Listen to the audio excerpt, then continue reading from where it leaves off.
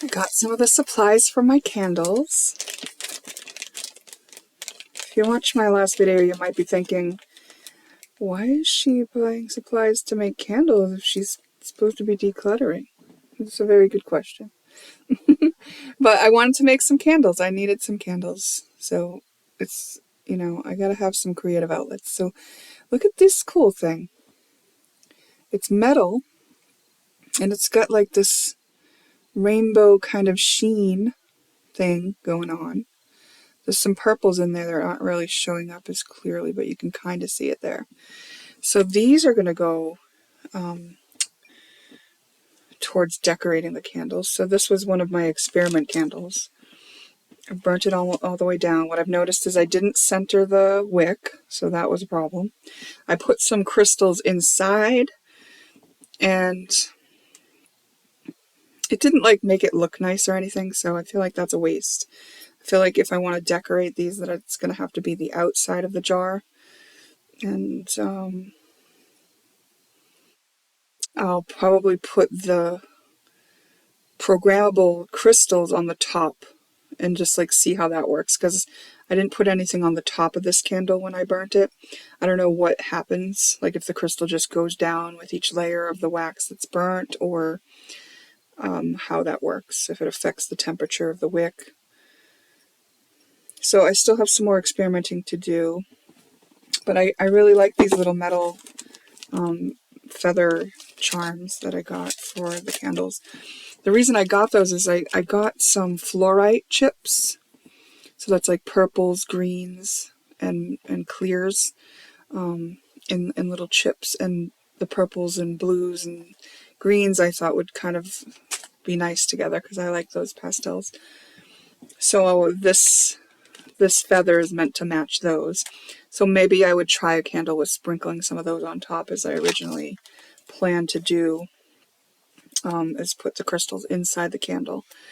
But if not, then I'm going to develop a way to like do a wire wrap maybe on the crystals and the charm and like put it around the outside or something. The other thing I got is these. It says made with love. Just little charms to add. And something else I got was these turtle beads. One of my granddaughters, not Hazel, but the other one, loves sea turtles. So I got these and these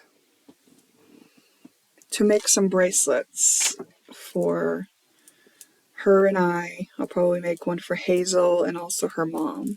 So we will all have matching turtle bracelets. Those are turquoise beads. So that's why I got those. They're real crystals. And so far so good on my downsizing. See these couple of tapestries? I'm even going to get rid of those. It started to get easier and easier as I started putting stuff in the box, And all of a sudden I found myself feeling like I could part ways with lots more stuff than I anticipated.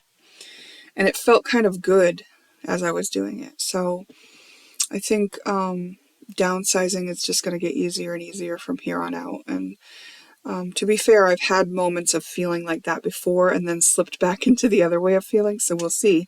But, I'm going for it either way, because I will push myself out of my comfort zone. That is something I will do, if I know that I'm being guided to do it, because I really do take it seriously, and I want for my life what God wants for my life.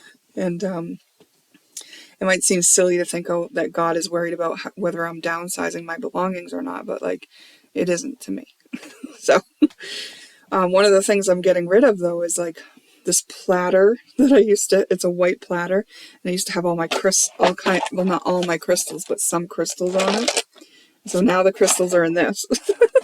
Like, I can't display them in this, but I'm going to store them, and I'm going to fill this thing with other crystals that I have around.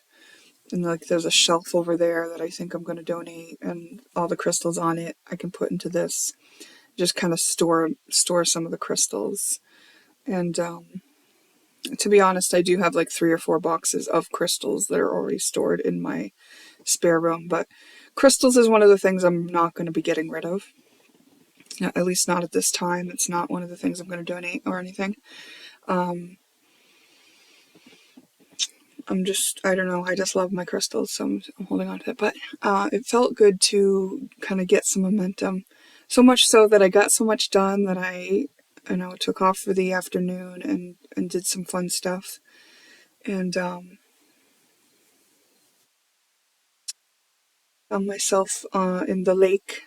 And I often find myself on top of the lake because I enjoy paddleboarding these days. I have a couple of paddle boards. I started out by getting one, and then I wanted to get another one because I wanted other people to be able to do it with me instead of us taking turns. If I was there at the beach with somebody and they didn't have a paddleboard, then I had to at least give them a turn, which meant I have to give up mine for a time. And when I didn't want to do that anymore, I bought another one. But anyways, today I was just I found myself in the water swimming and realizing that in a way it's probably I was probably getting more exercise by being in the water actually swimming than being on my paddleboard. But either way, I think a good mixture of both is nice, and I just really love the paddleboarding. It feels so free. Even yesterday when there was so much wind on the lake and it was so choppy, it felt so peaceful to be out there. It's just, part of me thinks, how did I wait till I'm 47 years old to ever paddleboard before? Because, it's the greatest thing ever, and I just don't understand why I didn't know that before now. I feel like there's so many wasted years and, boyfriends that I could have been doing this fun thing with, and, instead, what were we doing? A lot of hiking, but, with the boyfriends that I enjoyed outdoors with. So, anyways, things are going well. And I'm excited to make some more candle experiments, but I am going to wait because I have some other charms coming. And one of the charms that I'm going to be putting in every candle is a bee charm, just kind of as an honoring of the bees, because these are beeswax candles. Beeswax candles have this beautiful scent. I never even knew that about them. And another thing about beeswax candles is apparently when you burn a beeswax candle, it cleans the air, versus when you burn a paraffin candle, it toxifies the air. So I have no idea how the science works on that, on the cleansing of the air by burning a beeswax candle, but I am quite happy about it as a bonus, right? So anyway, ode to the bees. One of the bee charms will be going in everyone. And I believe I got some angel charms as well. So for some of the candles, when I program them, the angel charm will go in. The made with love charm, the feather would probably go on the outside, and then the quartz heart, and then there are rose quartz hearts as well. So I'll coordinate and make different styles and things like that. In case you didn't see on my community post, so here's was the first 2 candles I made was an experiment, and in this one I put a flower inside there. So you can see now that I've said that it's a flower, but you can see that it doesn't look beautiful or anything, So also I filled it a little bit too much where the cover won't go on all the way. What else did I learn about these? So not worth putting a flower inside the jar. That when I have something inside the jar like the flower, that the candle doesn't burn evenly, even if the wick is in the middle. So having an object in the wax actually affects how it burns, and that matters, This one smells slightly different than the other one. This one has no added essential oils, and that one has lavender. I noticed that the lavender smell wasn't very strong, even though I put in a whole little bottle of lavender essential oils, and I think essential oils is one of the things I'll have to buy some more of for this project. Although, now that I said that out loud, I just heard in my head, but you have a whole tub of oils, and I do, in that room. I literally have a whole, like, big container of oils. So yeah, I will not be buying some more. I'll be using up all the ones that I have, because some of them are very old, and I imagine that oils do go bad after time. Okay, so yeah, what did you think of that last reading?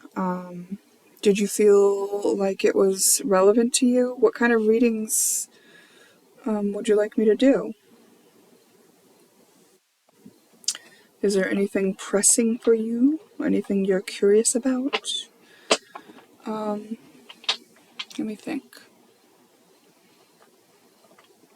I'm going to pause while I think so I don't waste your time.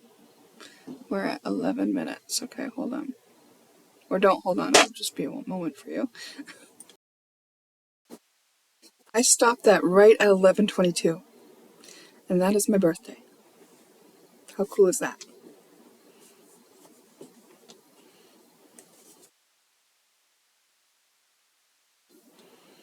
Okay, I was just pulling from my oracle to see if there's any messages coming through as a general message to kind of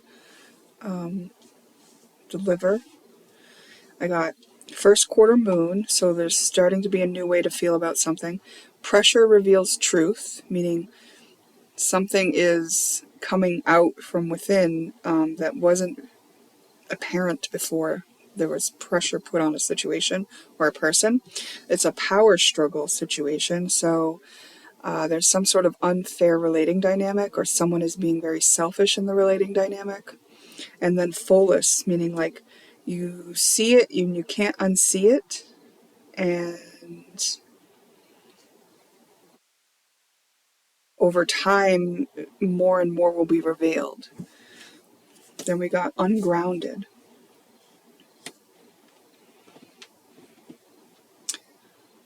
Yeah, there's more to see about this situation. Kind of feel like something, this thing is not comfortable in my neck. I'm gonna have to put a new cord on this little thing that I got. Hope. Hope. Hope is very useful when you have none, but hope can also be a limitation to you when you are looking to line up with something. So use hope while you need it, and then you step onto faith. So I'm just going to look at how this is playing into this message. Let's see. Purposely causing chaos. Hybris, which is like hubris, and Leo.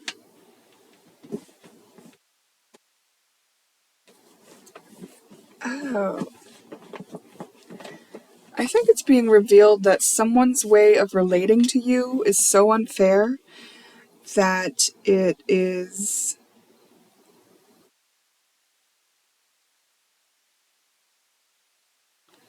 Maybe it's passive aggressive, maybe it's overtly aggressive, maybe it's always like looking towards the negative, placing a complaint. You can't win, you can't please this person.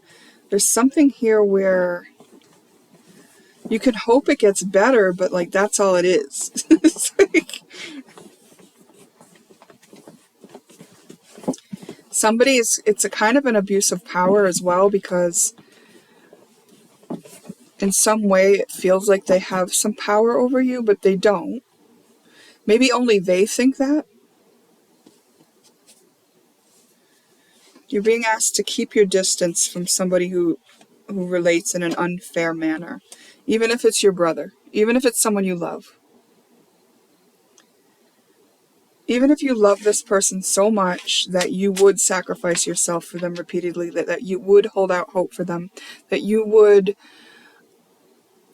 expect and hold space for them to come through to some sort of reasonable way or understanding about what would be more appropriate in the relating dynamic. But like, this is kind of saying like, sure, you can hold space, but like, keep your distance, because maybe something's going to happen where more pressure is going to be put on this person, and they might kind of blow a little bit, you know, like there is bound to be some chaos around them when this pressure's put on, because they don't have a good way of coping. Like, their coping mechanism is harmful to self and others, and to definitely to their relationships. And it is a recreation of the wound that they originally got. So maybe someone didn't honor them, someone wasn't fair with them, something like that. They're really kind of feed their ego off of feeling more powerful than you, feeling like they have control over the situation, feeling like they can one up you, feeling like they have some sort of like finger on how they can like push you and apply pressure to you. This person is feeding themselves with the idea that they can play someone else, or you, I'm going to say. And at the same time, acting like they love you, acting like they're your brother, acting like they would never do that. Okay? So this is kind of saying, step away from the narcissist. You know? It's like, and let me tell you, like, I've been narcissistic. Narcissism is running pretty rampant in a lot of the relating dynamics that are still lingering because of punishment and reward parenting and all kinds of blah, blah, blah, blah, blahs I'm not going to get into. But at this moment, if we want to talk about it deeper, let me know. But like, you're kind of like being asked to like step away so that you can kind of hop on to a new timeline. So raise your standards, and put yourself in the equation. Like, is this self-loving to keep subjecting yourself to this situation, or to keep sacrificing yourself for this situation, or to never stick up for yourself, or to, you know, to allow this to go on anymore? Do you love the experiences you're having with this person? And is it self-loving to continue them? Oh, and you know, it might be that like,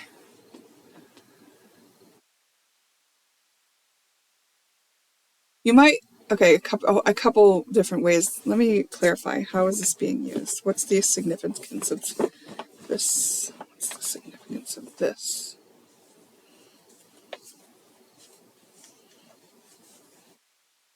You might think, I have nothing better to do, so why wouldn't I just hold space for this person? Why wouldn't I just entertain their moments of whatever and let them, you know, think that I'm a part of it? But this is kind of saying like, no, no, no, no. You are enabling the situation. The situation does need to change. It will change. It's going to change. There's some pressure being put on it to change. So step away. Step away, because you will get caught up in the mess that's about to unfold if you don't step away. So step away.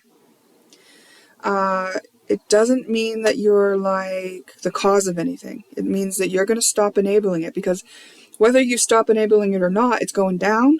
And this is kind of just like saying, hey, heads up, step away so that you don't have to, because there's no reason for you to have to get the backlash on this. But you can pray. You know, you can say, thank you, God, thank you, angels, thank you, guides, for helping this come out in the highest good of all. And you can take care of yourself. And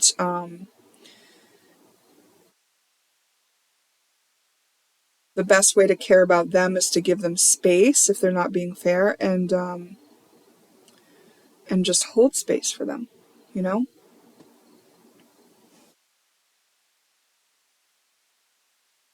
Maybe you know that who they show themselves to be on the surface and who they really are is different. And so maybe, you know, you're like willing to give them the benefit of the doubt all the time. But this is kind of just saying, hey, look, you know, that person that you've still been dealing with, who's kind of dealing in an unfair way, and who does power struggle relating, and who you kind of have to walk on eggshells for when you deal with them, please keep some distance right now. Okay? Wow, interesting. That's the message that's coming through. It's going to be okay. This isn't like, don't panic or anything. This isn't anything that they or you can't handle. This is just a little simple heads up. Like, yeah, step away. This isn't your thing to manage and fix. Anything else?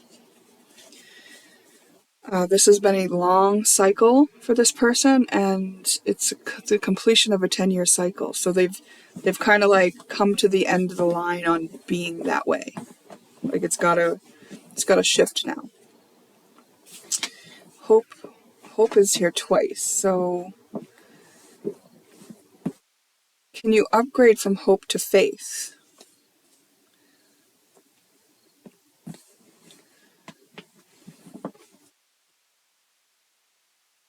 What is the pattern in you that allowed you to keep sacrificing for this situation? And are there any parts of you that feel resentful of it? Even though you've not looked at those parts or owned those parts of yourself, are there parts that are resentful of always being the one to bow down to the other, or let them walk all over you, or let them play out their little scenario of how they're more powerful, or let them be the pessimist and the complainer all the time, and let them throw passive-aggressive digs at you, and let them not reciprocate the energy into a relationship that you've been holding up this whole time? Is there a part of you that does feel resentful, and can you just focus on that part when you've got your distance and you've got the space to kind of be with yourself? Check in. How are the ways that you feel? Because you are allowed to acknowledge, validate why you feel that way, accept that the feeling is there, and be present with the feeling. And that's kind of like the best thing you could do in this situation, to stop enabling it and to clean up your part of it. And it's like, that's the effective use of a mirror, of seeing it outside of yourself and then using your free will to turn around and look for it within you. Otherwise, I don't know when it's going to come up for you in your cycle, but eventually you would be pushed to the place where you'd be forced to deal with it too. And sometimes when you're the one who's sacrificing, it comes in the way of having your health affected and things like that. So,